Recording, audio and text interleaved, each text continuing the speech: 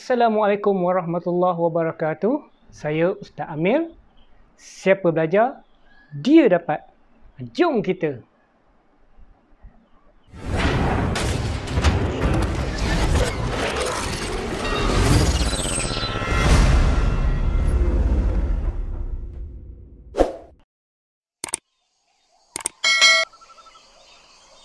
Bismillahirrahmanirrahim. Assalamualaikum warahmatullahi wabarakatuh. Apa khabar semua murid-murid? Alhamdulillah.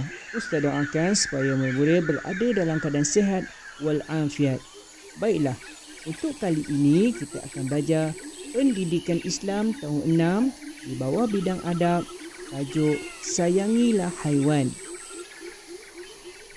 Baiklah, sebelum kita mulakan pelajaran, marilah kita sama-sama menandatangan memohon keberkatan kepada Allah Subhanahu Taala agar dipermudahkan urusan pelajaran kita pada kali ini. Bismillahirrahmanirrahim. Allahumma aftah alaina hikmataka wa anshur alaina min khazain rahmatika ya arhamar rahimin. Walhamdulillahi rabbil alamin. Sekarang mari kita perhatikan dulu objektif pelajaran kita pada kali ini, iaitu di akhir pelajaran nanti murid-murid akan dapat menyatakan dan menjelaskan adab terhadap haiwan. Yang kedua, murid-murid dapat menjelaskan kebaikan mengamalkan adab terhadap haiwan. Dan yang ketiga, murid-murid dapat membaca dalil dan terjemahannya. Sekarang cuba murid-murid perhati dan fikirkan apakah yang tergambar dalam fikiran masing-masing terhadap gambar tersebut.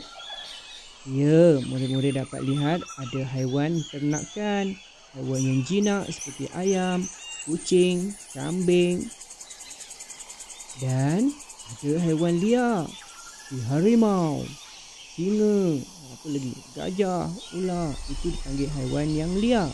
Haiwan jinak ataupun haiwan ternakan ini biasanya diternak oleh manusia. Mungkin murid-murid ada membela kucing, membela ayam ataupun rabbit, arnab. Sekarang mari kita perhatikan kenapa perlunya kita menyayangi haiwan ini.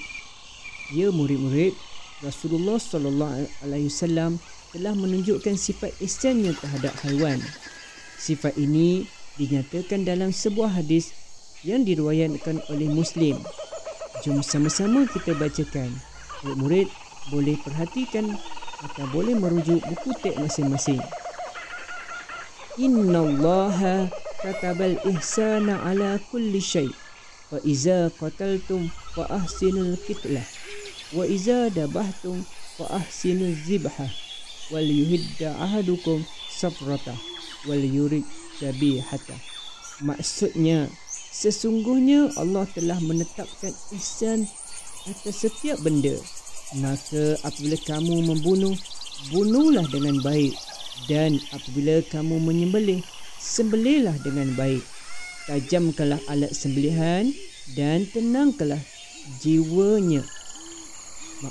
Dan tenangkanlah haiwan sembelihan. Inilah hadis yang menerangkan tentang adab menyayangi haiwan ataupun adab bersifat ihsan terhadap haiwan. Sekarang mari kita perhatikan apakah ada adab terhadap haiwan.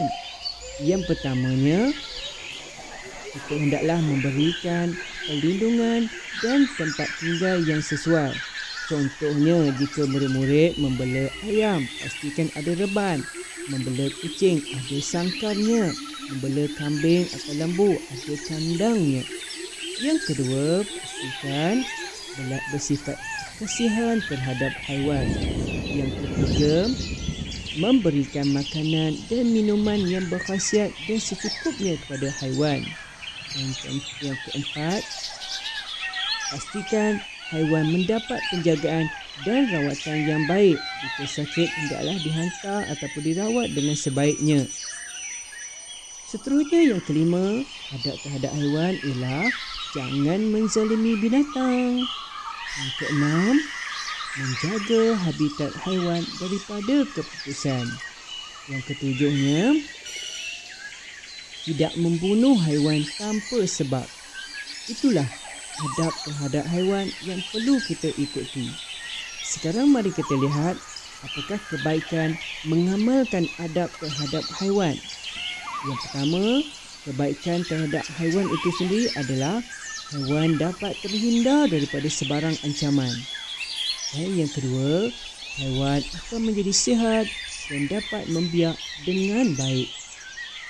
Seterusnya kita lihat pula kebaikan mengamalkan adab terhadap haiwan terhadap manusia itu. Iaitu yang pertama, manusia dapat sumber makanan yang mencukupi. Yang keduanya, dapat menjanakan ekonomi manusia. Contohnya, jika manusia itu membela ataupun menternak ayam, lembu, jika dijual, hasilnya dapat menambahkan ekonomi kepada keluarganya dan juga kepada negara. Seterusnya, kebaikan mengamalkan adab terhadap haiwan terhadap alam. Yang pertama, alam akan terpelihara, iaitu habitat haiwan akan terpelihara. Dan yang kedua, dapat melestarikan ekosistem alam. Sekarang mari kita lihat apakah perkara ataupun perlakuan yang dilarang dilakukan terhadap haiwan. Yang pertama, memusnahkan habitat haiwan. Itu dilarang untuk memusnahkan tempat tinggal haiwan. Yang kedua, janganlah kita membunuh haiwan dengan sengaja tanpa ada niat. Dan yang ketiga, janganlah kita menzalimi ataupun kita menyeksa haiwan. Inilah perkara ataupun perlakuan yang dilarang terhadap haiwan. Okey, sekali sebagai rumusan, ingatlah bahawa Islam mengajar kita supaya bersifat ihsan terhadap binatang ataupun haiwan. Namun, ingatlah, sekiranya haiwan itu memudaratkan kita, maka kita dibenarkan membunuhnya. Contohnya, jika rumah kita dimasuki oleh kalajengking, lipat, maka kita boleh membunuh haiwan tersebut atau binatang tersebut, kerana ia akan memudaratkan kita, mencederakan kita, membahayakan kita. Inilah adab terhadap haiwan dan perkara-perkara kebaikan yang kita lakukan dapat manfaat pada kita. Adab terhadap haiwan dan kebaikan jika kita mengamalkannya. Ya murid-murid, kita sudah berada di akhir rancangan. Mudah-mudahan apa yang Ustaz sampaikan pada kali ini dapat memberi manfaat pada murid supaya apabila menghadapi saat ataupun murid-murid menjaga haiwan itu dapat diamalkan adab tersebut, insya-Allah. Kita kata mohon ampun dan mohon maaf sekiranya ada kesilapan dalam penyampaian ini. Insya-Allah kita jumpa lagi dalam pelajaran ataupun tajuk-tajuk yang lain pula nanti, insya-Allah. Sekian, Assalamualaikum warahmatullahi wabarakatuh. Jumpa lagi.